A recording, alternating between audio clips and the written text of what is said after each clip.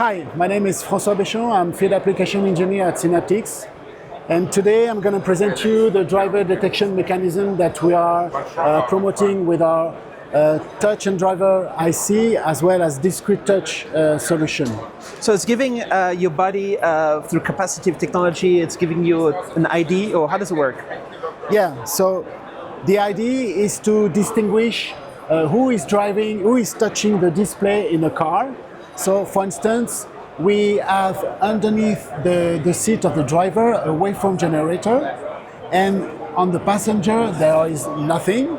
So when the driver is touching the display, the touch IC is capable to detect this signal when the user is touching the display. So as an example, I'm driving here, I'm touching the pad, and while I'm touching the display, I have a specific ID. So it's like only navigation system, something relevant for driver. Exactly.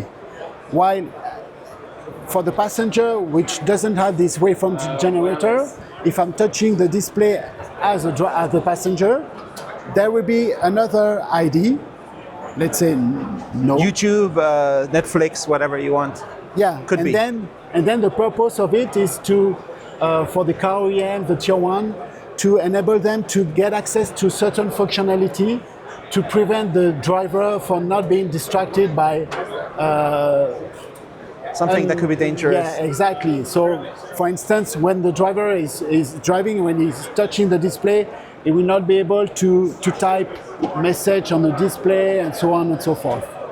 And is this a technology that's been on the market for a long time, this waveform generator for touching the body, or is it a brand new system? Or? So this is something that we are promoting at large with the car OEMs, and this is something that we will be presenting in the near future for next generation on new car model.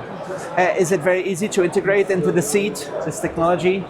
Yes, because the waveform generator is very simple. It doesn't need to be very accurate. We are talking about frequency with a tolerance of plus or minus 5%. So it's not very accurate needed. It doesn't matter what clothes you're wearing, how big you are, the signal goes through the body, and when you touch the screen, it knows that you're the driver. Exactly. And this technology we're promoting with our touch and display driver IC, and also on the discrete touch IC for OLED display. This box right here is doing the wave generating.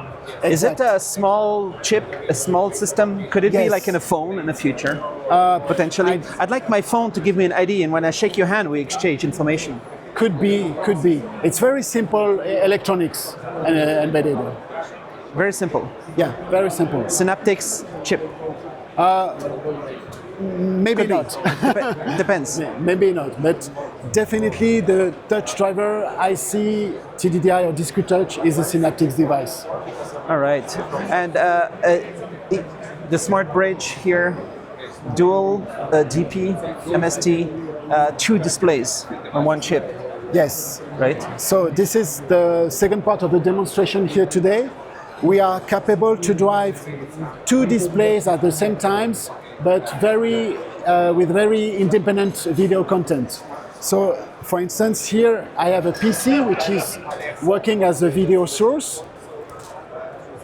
If I press identify, I can see that I have the 2 displays here, and the SmartBridge, and I'm using only one video cable. Using the DisplayPort technology with the MST feature, the multi-stream transport, and with only one cable, I'm capable to drive the 2 display. The SmartBridge will receive DisplayPort video content split into 2 LVDS video flux. The purpose of that is to save cost of the development, because in the car, when you have 2 displays, with this solution you can get rid of one SerDes, one CAN cable, and one SerDes as well. So that lowers the cost? of so the whole you system. lower the cost of the development. And we also have in the SmartBridge, we also have the local dimming features to have similar contrast compared to OLED display. So here, for instance, in this video, we could see here in this one, the local dimming is not activated. I will enable it.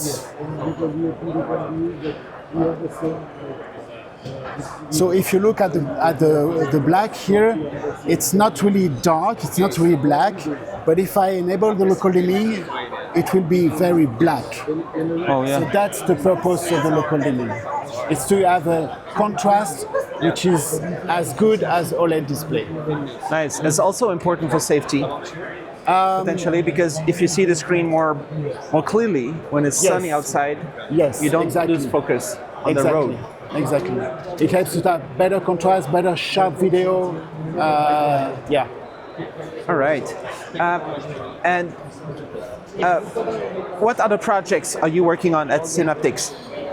We are working with a display manufacturer for cars in Europe, in Asia, in North America, worldwide. So in the next few years, a bunch of the cars will have this built in. How long does it take usually for the cars to bring this to market?